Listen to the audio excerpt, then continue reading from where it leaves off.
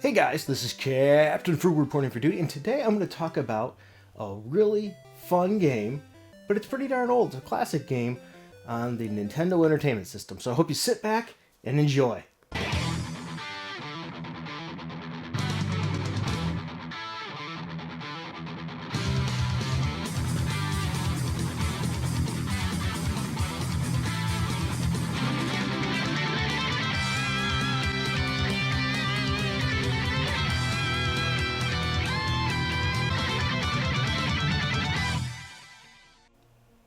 Well guys, NES Pinball was way back in 1983.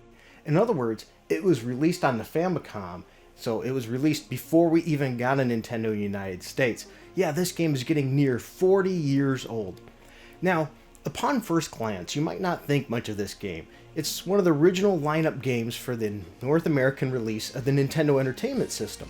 So the graphics are quite plain, but you know what? If you actually start getting into it and playing it, it's really a lot of fun. The way the game works is that you use your standard Nintendo Entertainment System controller. And you'd think rather maybe left side and right side flippers using the buttons A and B. It doesn't work that way. The right side flippers work with the buttons, whereas the left side flippers work with any press of the D-pad. This is actually quite intuitive because it simulates using your right hand and left hand as if you were sitting at a pinball table. Now, as you see here, the game is going to be pretty simplistic of two sets of flippers, one mid section, one low section. So you've actually got two screens. And a moment there ago, you also saw a bonus section too.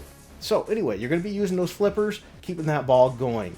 And you're going to bounce it around as much as possible. It's pinball. How much harder can it be, right? But it does take some learning, some finesse, and some ideas of how to get the best out of that control. Like, would you catch the ball, hold it with your flipper, or bounce it right away? Now, I will say, the way I found to get the highest score in the game is get that ball at the very top if you can. Come on. There we go. There we go. Boom! The other option right up there, as you see there, it's bouncing around. That's where you want to get that ball, right there in that 1,000-point marker, and keep it going. You can also rack through the ball through here. It's going to set these buttons off spitting water, gives you more points as well. So that's one of the things I want to mention. You know, this was released back in the time when you had games like Midnight Magic on the Atari 2600, and I liked Midnight Magic, but this does go and excel even farther. So as I said, you might think it's rather shallow, but you get to go and playing it, and compared to pinball games of its time, it was really good. Now granted, there's a lot better pinball games today, but for its time period, it's great. And even with it being simplistic as it is, this game is addictive and a lot of fun. My family all have a monthly challenge where we play, pick a game, and so you can get the high score, and right now this is the one as of this release. There's a bonus section there. You get in the bonus section, you use Mario. Yeah, this should have been Mario Pinball, but I guess this was before Mario was big, right? There we go, here's the bonus stage. Come on, come on. Look at that. There we go. Come on. This ball can get really bouncing fast and crazy in here. There, I cheated there. Got to bounce back up. Come on. Now you catch her.